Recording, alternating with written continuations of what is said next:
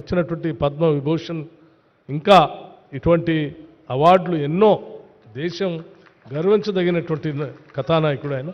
వారికి ఇంకా ఎన్నో అవార్డులు ఇటువంటివి రావాలని నేను మనస్ఫూర్తిగా కోరుకుంటూ, అట్లాగే చిరంజీవి గారికి అట్లాగే వెంకయ్యనాయుడు గారు ఇద్దరు కూడా వారిద్దరి జీవితాలు మనందరికీ రోల్ మోడల్స్. రెండు రంగాల్లో, అటు రాజకీయ రంగంలో ఇటు సినీ రంగంలో అన్ని రంగాల్లో కూడా వారిద్దరి జీవితాలు ఆదర్శం అని చెప్పి మీ అందరికీ నేను మనవి చేస్తూ, నేను మరొకసారి ఈ పద్మ అవార్డు గ్రహీతలందరికీ కూడా నేను మనస్ఫూర్తిగా అభినందనలు తెలియజేస్తూ, వారికి సన్మానం చేసేటువంటి ఈ కార్యక్రమంలో అవకాశం రావటం కూడా మా అదృష్టంగా నేను భావిస్తూ ముగిస్తూ ఉన్నాను. Thank you. నమస్కారం. ధన్యవాదాలు సార్. ఆంగ్లం అందం పెరుగుతుంది, హిందీ హుందాతనం పెరుగుతుంది, మరి తెలుగు హాయిగా పులకరిస్తుంది. త్రిభాషా యోధులు, అందరికీ ఆమోదయోగ్యులు మన పూర్వ ఉపరాష్ట్రపతి గౌరవనీయులు వెంకయ్యనాయుడు గారి సందేశం.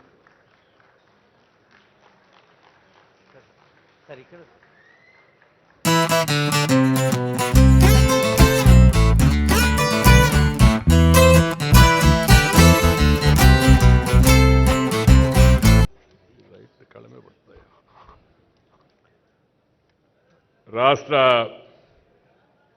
ముఖ్యమంత్రి వర్యులు మిత్రులు శ్రీ రేవంత్ రెడ్డి గారు, ఉప ముఖ్యమంత్రి బట్టి విక్రమార్క గారు, శ్రీ కృష్ణారావు గారు, అలాగే ఇతర మంత్రివర్యులు, ఈరోజు నాతో పాటు పద్మ విభూషణ్ అందుకున్నట్టు యొక్క మనందరికీ ఇష్టమైన సినిమా కథానాయకుడు అయిన యొక్క చిరంజీవి గారు, అలాగే తెలంగాణ నుంచి పద్మ అవార్డులు వచ్చినట్టు మిత్రుల కాస్త ప్రశాంతంగా ఉండే సమయం కూడా తక్కువ ఉంది. పద్మ అవార్డులు వచ్చినట్టు యొక్క పెద్దలు వివిధ రంగాల్లో వాళ్ళ ప్రతిభను గుర్తించి ఈరోజు పద్మ అవార్డు వాళ్ళకు వచ్చింది. నేను ముఖ్యంగా అవార్డులు సన్మానాలు అవి పెద్దగా జీవితంలో తీసుకోను కూడా. కానీ ప్రధానమంత్రి గారు ఈ పద్మ అవార్డు ఈ స్థాయిలో మీకు ఇస్తున్నామని చెప్పిన తర్వాత నేను ఆయన మీద గౌరవంతో కాదనలేకపోయాను. ఒక సామాన్య రైతు కుటుంబంలో పుట్టి 4 కిలోమీటర్లు నడిచి స్కూలుకు వెళ్ళి తెలుగు మీడియంలో చదువుకొని అంచెలంచెలుగా ఆ స్థాయికి వెళ్ళిన నాకు కేంద్ర ప్రభుత్వం ఆ గౌరవాన్ని ఇచ్చింది అవుతుందో దానికి నేను కేంద్ర ప్రభుత్వానికి ధన్యవాదాలు చెప్తున్నా. వినమ్రంగా ఆ అవార్డుని స్వీకరిస్తున్నానని చెప్పాను ఆ రోజు. ఈరోజు రాష్ట్ర ముఖ్యమంత్రి శ్రీ రేవంత్ రెడ్డి గారిని నేను అభినందిస్తున్నాను. ఎందుకంటే ఒక మంచి ప్రతిభ ఉన్న వ్యక్తులను గుర్తించి కేంద్రం వాళ్ళకి పద్మ పురస్కారాలు ఇవ్వడం ఒక ఎత్తు అయితే, అలాంటి పురస్కారాలు అందుకున్న వారిని, మన తెలుగు వారిని ఈ రాష్ట్రంలో పిలిచి సన్మానించాలని చెప్పని అనుకోవడం అవుతుందో ఇది మంచి సాంప్రదాయం అని చెప్పని నేను భావిస్తున్నా. సాంప్రదాయానికి నాంది పలికిన రేవంత్ రెడ్డి గారిని హృదయపూర్వకంగా అభినందిస్తున్నా. నాకన్నా చిన్నవాడు కాబట్టి ఆశీర్వదిస్తూ ఉన్నాను. శ్రీ రేవంత్ రెడ్డి నాకు చిన్నప్పటి నుంచి తెలుసు. చైతన్యశీలి, ఉత్సాహవంతుడైన యువకుడు. అలాంటి వారికి రాష్ట్ర ముఖ్యమంత్రిగా అవకాశం వచ్చింది. ఆయన హయాంలో మరిన్ని మంచి పనులు జరగాలని, తెలంగాణ యొక్క సర్వతోముఖ అభివృద్ధికి ఆయన పూర్తిగా కృషి చేస్తారని నమ్మకం నాకుంది. దానికి ప్రజల యొక్క ఆశీస్సులు కూడా ఉంటాయని చెప్పని నేను భావిస్తూ ఉన్నాను. ఈరోజు ఈ పద్మ అవార్డులు ఇచ్చిన వాళ్ళని మీరు గమనించండి. మనం చిన్నప్పటి నుంచి చూస్తూ ఉన్నాం పద్మ అవార్డులు. కానీ ఇలాంటి పరిస్థితి ఇంతకుముందు పెద్దగా రాలా మనకి. పద్మ విభూషణ్ వచ్చిన వాళ్ళ గురించి నేను మాట్లాడడం లేదు. పద్మ అవార్డులు వచ్చిన వాళ్ళు ఎవరుతున్నారో వాళ్ళ గురించి. ఎందుకంటే మట్టిలో మాణిక్యాలను ఆ వాసన పట్టి గుర్తించి బయటకు తీసినట్టుగా ఈ మహానుభావులను, మహా వ్యక్తులను కేంద్ర ప్రభుత్వం నరేంద్ర మోడీ గారు వారికి గుర్తించి పద్మ అవార్డు ఇవ్వడం ఒక కొత్త సాంప్రదాయం. ఏంటంటే రికగ్నైజింగ్ ది అన్రికగ్నైజ్డ్, గుర్తింపు పొందని యొక్క వ్యక్తులకు గుర్తింపునివ్వడం అనే కార్యక్రమం కింద ఈ మంచి సాంప్రదాయాన్ని చేపట్టారు. వారికి కూడా నేను శుభాకాంక్షలు అందజేస్తూ ఉన్నాను. నా తోటి మిత్రుడు ప్రేమపాత్రుడు శ్రీ చిరంజీవి గారికి పద్మ విభూషణ్ లభించినందుకు నా సరసన నాకు ఎంతో సంతోషంగా ఉంది. ఎందుకంటే నేను ఎప్పుడు ఆయన నటనా సామర్థ్యాన్ని గురించి ప్రతిభను గురించి చెప్తూ ఉంటాను. గతంలో కూడా చెప్పాను, మీ సౌకర్యార్థం మళ్ళా కూడా చెప్తూ ఉన్నాను. తెలుగు కళామ తల్లికి 2 కళ్ళు స్వర్గీయ నందమూరి తారక రామారావు గారు, అలాగే అక్కినేని నాగేశ్వరరావు గారు. తెలుగు కళామ తల్లికి 2 కళ్ళు స్వర్గీయ నందమూరి తారక రామారావు గారు, అక్కినేని నాగేశ్వరరావు గారు అయితే 3వ కన్ను శ్రీ చిరంజీవి గారని చెప్పిన సందర్భంగా నేను మనం చేస్తా ఉన్నాను. ఈ విషయం నేను ఇవాళ చెప్పడం లేదు, ఆయనకు అవార్డు లభించింది కాబట్టి అని. చాలా కాలం కింద విజయవాడలో ఈ విషయాన్ని చెప్పాను. ఎందుకంటే ఆయనలో ఉన్న ప్రతిభను నేను గుర్తించాను కాబట్టి, నాకు నచ్చింది కాబట్టి, జనం మెచ్చింది కాబట్టి ఆ విషయాన్ని చెప్పడం జరిగింది. ఎందుకంటే మరి తన నటనా కౌశల్యం ద్వారా ప్రజానికాన్ని రంజింప చేయడం, దానికోసం నిరంతరం శ్రమిస్తూ ఉండడం ఒక ఎత్తు అయితే, ఆ నటనలో కొన్ని ప్రమాణాలు పాటించి అసభ్యతకు, అశ్లీలతకు, హింసకు పెద్దగా తావివ్వకుండా నటన కొనసాగించడం అవుతుందో చిన్న విషయం కాదు. ఆ విషయంలో చిరంజీవి గారిని ఇతరులు కూడా ఆదర్శంగా తీసుకోవాల్సిన అవసరం ఎంతో ఉంది. రెండవది, మన యొక్క ప్రజా జీవనంలో ఉన్న వాళ్ళందరూ భారతీయ సంస్కృతిని పాటించి share and care is the core of Indian philosophy.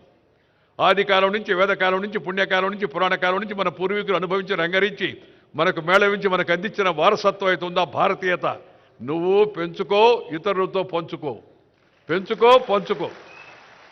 ఈ షేర్ అండ్ కేర్ అనేది మన పెద్దలు మనకు అందించినట్టు పెద్ద గొప్ప నానుడి. దాన్ని వారు జీవితంలో ఆచరిస్తూ పెద్ద నటుడుగా పేరు వచ్చినా, రాజకీయాల్లో అవకాశం వచ్చి పైకి వెళ్ళినా, మరి కింద జనానికి, సామాన్య జనానికి మేలు చేయాలనే ఉద్దేశంతో ఆ బ్లడ్ బ్యాంక్ కార్యక్రమాన్ని చేపట్టి దాన్ని కరోనా సమయం ఆ తర్వాత కూడా నిరంతరం కొనసాగించడం అవుతుందో ఇది చాలా చాలా అభినందించిన విషయం అని మీ అందరూ కూడా నేను మనం చేస్తున్నాను.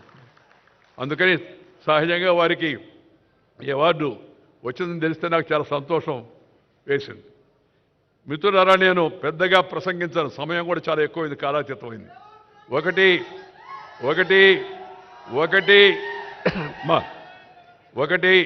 ఒకటి ముఖ్యమంత్రి గారిని నేను అభినందించాను, ఇందాక కేంద్ర ప్రభుత్వాన్ని అభినందించాను, ఈ పద్మ అవార్డు వాడు ఇచ్చిన అందరిని అభినందించాను. జీవితంలో పట్టుదల ఉంటే, కృషి ఉంటే ప్రతి ఒక్కరు కూడా ఉన్నత శిఖరాలకు చేరుకోవచ్చు అనేది ఈ యొక్క అందరి యొక్క జీవితాల గురించి మనం కొత్త యువతరం, నవతరం తెలుసుకోవాల్సిన విషయాన్ని మీ అందరికి కూడా మనం చేస్తూ ఉన్నాను.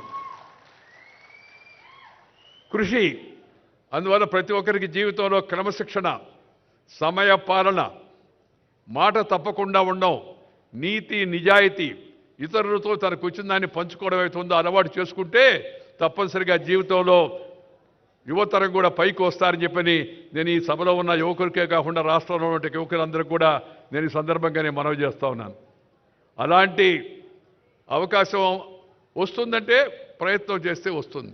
మనం ఇష్టపడిన పనిని కష్టపడి చేస్తే నష్టపడేది లేదు అనేది నా యొక్క భావన. ఇష్టపడిన పనిని కష్టపడి చేస్తే నష్టపడేది లేదని. ఈ వయసులో కూడా ఇలా ఉత్సాహంగా ఉండి ఇంత ఉరకరెత్తిచ్చేట్టుగా నటన చేయడం అంటే చిన్న విషయంగా, దాని వెనక ఎంత శ్రమ ఉందో, రోజు ఎంత బాధలు పడుతుంటారో, ఎంత ఇబ్బంది పడుతూ ఉంటారో నటులు మనం అర్థం చేసుకోవచ్చు. బట్ శ్రమ, ఆ శ్రమ అది ఇష్టపడిన శ్రమ. ఇష్టపడిన శ్రమని కష్టపడి చేస్తే నష్టపడేది లేదు, మంచి గుర్తింపు వస్తుందని దానికి వారి యొక్క జీవితం కూడా ఒక ఉదాహరణ చెప్పని సందర్భంగా నేను మనవి చేస్తూ ఉన్నాను. ప్రజా జీవనంలో ఉన్న వ్యక్తులు కొన్ని విలువలు పాటించాలా. ఇందాక వారు చెప్పారు కదా, సాంప్రదాయాలు పాటించాలా. నేను ఈ వేదిక సందర్భంగా అందరికీ కూడా కోరేది ఏంటంటే, జీవితంలో మనకందరికీ అవకాశం రాదు, వచ్చిన అవకాశాన్ని మంచిగా ఉపయోగించి కొన్ని ప్రమాణాలు నెలకొల్పండి, కొన్ని విలువలు కాపాడండి. ఈ మధ్యకాలంలో అసెంబ్లీలలో, పార్లమెంట్లో వివిధ స్థాయిల్లో జరుగుతుంటే గలాటాలు ప్రజల్లో చాలా ఆందోళన కలిగిస్తూ ఉన్నాయి. One way it is demoralising the people. Keeping that in mind, one must correct himself and herself. ప్రతి ఒక్కరు కూడా తమ జీవితాన్ని సరిదిద్దుకునే ప్రయత్నం చేయాల్సిన అవసరం ఎంతో ఉంది. అవసరమైన వాళ్ళందరూ ప్రజాప్రతినిధులు అంటే ఆ ఎంపీలు. నేను చైర్మన్గా ఉన్న రాజ్యసభకి 5 ఏళ్ల పాటు, అంతకుముందు మంత్రిగా ఉన్నాను పార్లమెంటరీ అఫైర్స్, అలాగే ఇతర మంత్రిత్వ శాఖల్లో ఉన్నాను, చూశాను. ప్రతిపక్షంలో ఉన్నాను, అధికార పక్షంలో ఉన్నాను. మనము మన ప్రవర్తన జనమంతా చూస్తూ ఉంటారు, అభినందిస్తూ ఉంటారు. నాకు పాత రోజులు బాగా గుర్తు. నేను యువకుడిగా అసెంబ్లీకి వచ్చినప్పుడు నేను జైపాల్ గారు మాట్లాడుతూ ఉంటే రాష్ట్రంలో ప్రతి ఒక్కరు కూడా సాయంత్రం 6 గంటల 15 నిమిషాలకి రేడియో పెట్టుకునేవాళ్ళు. అప్పుడు టీవీలు లేవు. విందాము ఏం చెప్పారు వీళ్ళని. నువ్వు కష్టపడితే మంచిగా జనం కోసం పనిచేస్తే నీ మంచి ప్రవర్తన బాగుంటే జనం దాన్ని ఆదరిస్తారు. అందుకు నేను సొంతంగా అనుభవం చెప్పాను. ఆ రాజకీయాన్ని ఇప్పుడు నేను ఇక్కడ చెప్పదలుచుకోలేదు. కానీ ఒక విషయం గమనించాలి. ఇప్పుడు ఇవాళ రాజకీయాల్లో ప్రమాణాలు తగ్గిపోతున్నాయి. జనానికి ఆందోళనగా ఉంది. శాసనసభలో, పార్లమెంట్లో ప్రమాణాలు తగ్గిపోతున్నాయి. ప్రజల యొక్క ప్రజా జీవనంలో ప్రమాణాలు తగ్గిపోతున్నాయి. అధికారుల స్థాయిలో, అనధికారుల స్థాయిలో ఈ ప్రమాణాలను మళ్ళా తిరిగి సరిదిద్దాల్సిన కర్తవ్యం మన అందరిపైన ఉందని చెప్పని ఈ శుభ సందర్భంగా నేను అందరికి కూడా మనవి చేస్తా ఉన్నాను. ఆ మధ్య కొందరు అడిగారు ఒక మీటింగ్లో నన్ను, సోదరీమణులు, సార్ మరే భయంకరంగా ఉంది సార్ పరిస్థితి, ఏముందమ్మా అంటే, అది వినాలంటేనే మీరు టీవీ పెడితే, రేడియో పెడితే చూద్దామంటే అది పెడితే ఆ మాటలు బూతులు మాట్లాడుతూ ఉన్నారు సార్ ఎమ్మెల్యేలు అని చెప్పారు. నేను చెప్పానమ్మా దానికి సమాధానం మీ చేతిలో ఉందని. మా చేతిలో ఎట్లుంటుంది సార్, వాళ్ళు జోలికిపోతే మమ్మల్ని ఏమైనా చేయరా అన్నారు. ఏం లేదమ్మా మీ చేతిలోనే ఉంది. ఈ బూతులు మాట్లాడే వాళ్ళకి పోలింగ్ బూతులోనే సమాధానం చెప్పండి అని చెప్పాను. వాళ్ళకి ముందు అర్థం కాల. ఏంద్రా బూతులు మాట్లాడేవాళ్ళకి బూతులో సమాధానం చెప్పండి అడిగినాని. పోలింగ్ బూత్లో లోపలికి వెళ్ళి గుండె ముసుగేసి ఉంటుంది. లోపల బటన్ నొక్కితే ఫినిష్ అయిపోద్ది కార్యక్రమం. ప్రజాస్వామ్యంలో ప్రజలు రుజువర్తన లేని వారిని, నీతి నిజాయితీ లేని వారిని, ఇతర విషయాలపై ఆధారపడి జనాన్ని రెచ్చగొట్టి గెలిచే వాళ్ళని తగిన గుణపాఠం వాళ్ళకి చెప్పాల్సిన అవసరం ఉంది. సమయం ఆసన్నమైంది. ప్రజలు మంచిగా ఉండేటికి ఎన్నుకులను కానీ ఎన్నుకుంటే ప్రజలకు కూడా మంచి జరుగుతుంది. కులం పేరుతో, మతం పేరుతో, వర్గం పేరుతో, వర్ణం పేరుతో, జిల్లా పేరుతో, భాష పేరుతో జనాన్ని చీల్చే ప్రయత్నాలు చేయకూడదు. అందుకని నేను ఎప్పుడు ఒక మాట చెప్తుంటాను, ఆ మాట చెప్పి ముగిస్తాను. Character, calibre, capacity and conduct ఉన్న వ్యక్తులను ఎన్నుకోవాలా. 4 Cలు. Character, calibre, capacity and conduct ఉన్న వ్యక్తులను ఎన్నుకోవాలా. రాజకీయంలోనే కాదు, ఏ రంగంలోనైనా సరే అలాంటి వాళ్ళని ప్రోత్సహించాలా. కానీ కొంతమంది నాయకులు కొత్తగా కనిపెట్టారు 4 Cలు. ఆ సీలు కష్టం కదా, అందుకని దాని ప్లేస్లో కొత్త సీలు కనిపెట్టారు. ఏందయ్యా కొత్త సీల్ అంటే? Caste, community, cash, criminality. ఆ సీలు బదులు ఈ సీలు. కానీ నేను వాళ్ళకి కూడా చెప్పదలుచుకున్నది, తాత్కాలికంగా ఒకసారి ఉపయోగపడవచ్చేమో, కానీ ఎల్లకాలం అది మనం రక్షించదు.